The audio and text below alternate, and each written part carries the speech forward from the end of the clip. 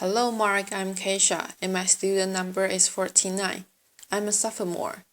Today I'm going to read the speech, I Got 99 Problems, Policy is Just One, by Maysoon Zayid. And here I'm going to start the speech. Hello Ted women, what's up? Cheering. Not good enough. Hello Ted women, what is up? Loud cheering. My name is Maysoon Zayid. And I'm not drunk, but the doctor who delivered me was. He called my mom 6 different times in 6 different directions, suffocating poor little me in the process. As a result, I have cerebral palsy, which means I shake all the time. Look, it's exhausting. I'm like Shakira. Shakira meets Mahatma Ali. Laughter. CP is not genetic. It's not a birth defect. You can't catch it. No one put a curse on my mother's uterus, and I didn't get it because my parents are first cousins, which they are. Laughter. It only happens from accident, like what happened to me on my birthday. Now I must warn you, I'm not inspirational. Laughter. And I don't want anyone in this room to feel bad for me. Because at some point in your life, you have dreamed of being disabled. Come on a journey with me. It's Christmas Eve, you are at the mall. You are driving around in circles looking for parking. And what do you see? 16 empty handicapped spaces. Laughter. And you're like, God, can I just be a little disabled? Laughter. Also, I've got to tell you, I've got 99 problems, and palsy is just one. Laughter. If there was an Operation Olympics, I would win the gold medal. I'm a Palestinian, Muslim, I'm female, I'm disabled, and I live in New Jersey. Laughter. Applause. If you don't feel better about yourself, maybe you should. Laughter. Cliffside Park, New Jersey is my hometown. I've always loved the fact that my hood and my affliction share the same initials. I also love the fact that if I wanted to walk from my house to New York City, I could. A lot of people with CP don't walk, but my parents didn't believe in can't. My father's mantra was, you can do it. Yes, you can. Laughter. So, if my 3 older sisters were mopping, I was mopping. If my 3 older sisters went to public school, my parents would sue the school system and guarantee that I went too. And if we didn't all get A's, we all got my mother's slipper. Laughter. My father taught me how to walk when I was 5 years old by placing my heels on his feet and just walking. Another tactic that he used is he would dangle a dollar bill in front of me and have me chase it. Laughter. My inner stripper was very strong. Laughter. Yeah, no, by the first day of kindergarten, I was walking like a champ who had been punched one too many times. Laughter.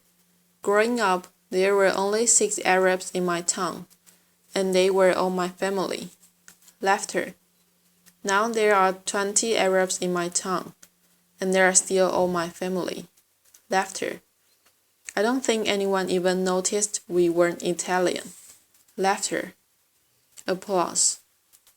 This was before 9/11 and before politicians thought it was appropriate to use I hate Muslims as a campaign slogan. The people that I grew up with had no problem with my faith. They did, however, seem very concerned that I would starve to death during Ramadan. I would explain to them that I have enough fat to live off for 3 whole months. So fasting from sunrise to sunset is a piece of cake. Laughter. I have tap danced on Broadway. Yeah, on Broadway. It's crazy. Applause.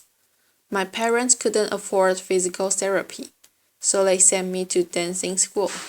I learned how to dance in heels, which means I can walk in heels. And I'm from Jersey, and we were all really concerned with being chic. So if my friend wore heels, so did I. And when my friend went and spent their summer vacations on the Jersey Shore, I did not.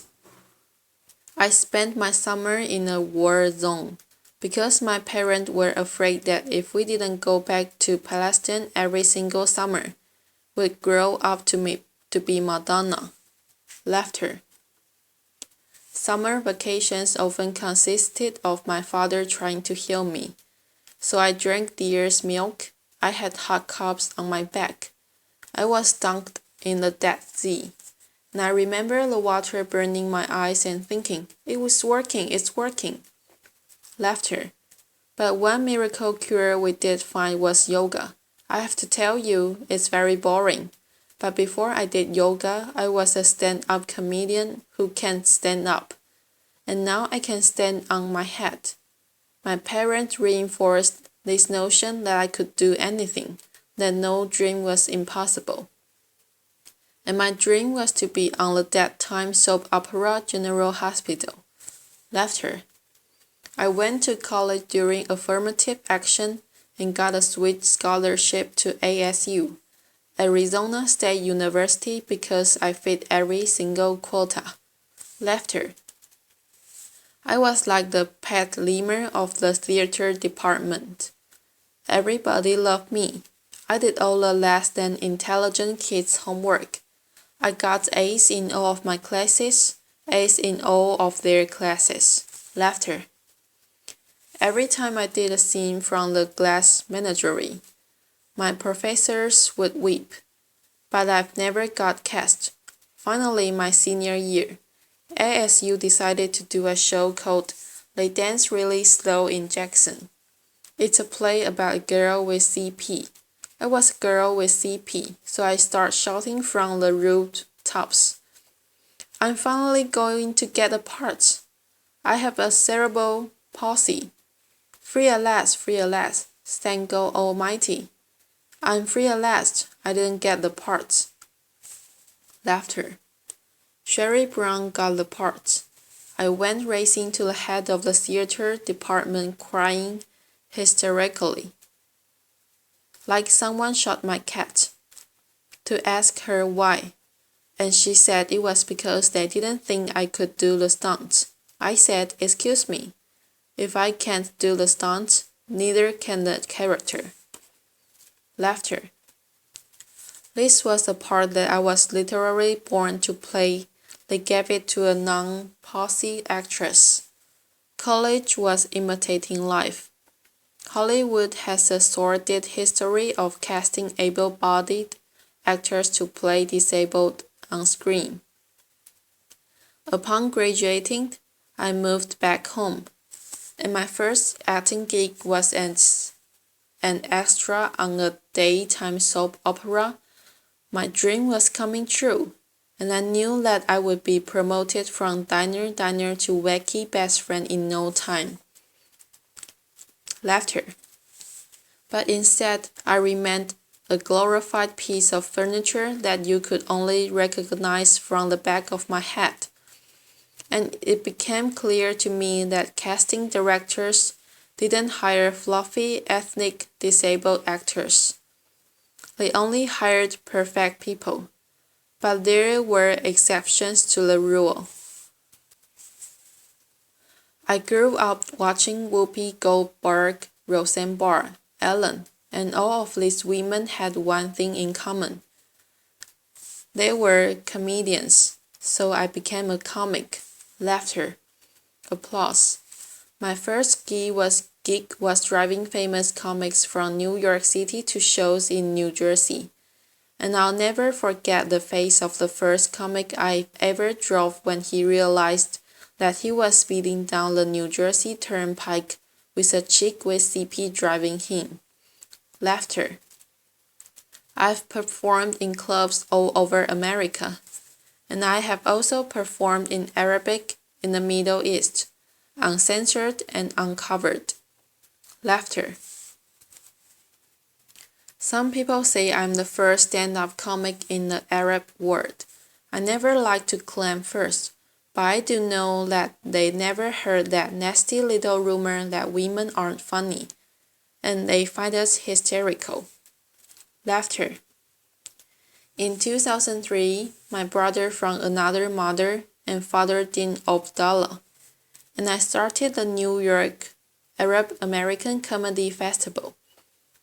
Now in its 10th year, our goal was to change the negative image of Arab Americans in media, while also reminding casting directors that South Asia and Arab are not synonymous.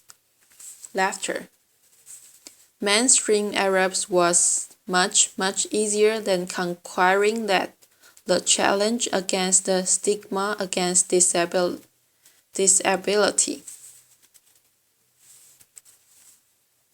My big break came in 2010. I was invited to be a guest on the cable news show Countdown with Keith Olbermann. I walked in looking like I was going to the prom, and they shuffled me into a studio and sit me on a spinning rolling chair. Laughter. So I look at the stage manager and I'm like, "Excuse me, can I have another chair?" And she looked at me and she went, 5, 4, 3, 2. And we were live, right? So I had to grip onto the anchor's desk so that I wouldn't roll off the screen during the segment. And when the interview was over, I was livid. I had finally gotten my chance and I blew it. And I knew I would never get invited back. But not only did Mr. Olbermann invite me back, he made me a full-time contributor, and he tapped down my chair. Laughter. Applause. One fun fact I learned while on the air with Keith Olbermann was that humans on the internet are scumbags. Laughter. People say children are cruel, but I was never made fun of as a child or an adult. Suddenly, my disability on the World Wide Web is fair game. I would look at clips online and see comments like, "Yo, why is she tweaking? Yo, is she retarded?" And my favorite, "Poor Gumby Mouse terrorist. What does she suffer from? We should really pray for her." One commenter even suggested that I add my disability to my credit. Screenwriter, comedian, posse. Disability is as visual as race. If a wheelchair user can play Beyoncé, then Beyoncé can't play a wheelchair user. The disabled are the largest. Yeah, clap for that. Man, come on. Applause. People with disabilities are the largest minority in the world, and we are the most underrepresented in entertainment. The doctor said that I wouldn't walk, but I'm here in front of you. However, if I grew up with social media, I don't think I would be. I hope that together we can create more positive images of disability in the media and in everyday life. Perhaps if there were more positive images, it would foster less hate on the internet. Or maybe not. Maybe it still takes a village to teach our children well. My crooked journey has taken me to some very spectacular places. I got to walk the red carpet flanked by soap diva Susan Lucci and the iconic Lauren Arbus. I got to act in a movie with Adam Sandler and work with my idol, the amazing Dave Matthews. I toured the world as a headliner on Arabs Gone Wild. I was a delegate representing the great state of New Jersey at the 2008 DNC, and I founded Maysoon's Kids, a charity that hopes to give Palestinian refugee children a silver of the chance of my parents gave me. But the one moment that stands out the most was when I got, before this moment. Laughter. Applause. But the one moment that stands out the most was when I got to perform for the man who floats like a butterfly and stings like a bee, has Parkinson's and shakes just like me, Mahatma Ali. Applause. Applause hands. It was the only time that my father ever saw me perform live, and I dedicate this talk to his memory. Arabic. Ella yella hamakyaba. English. My name is Maysoon Zayid, and if I can, you can. Cheering. Applause. This is the end of the speech. Goodbye, Mark.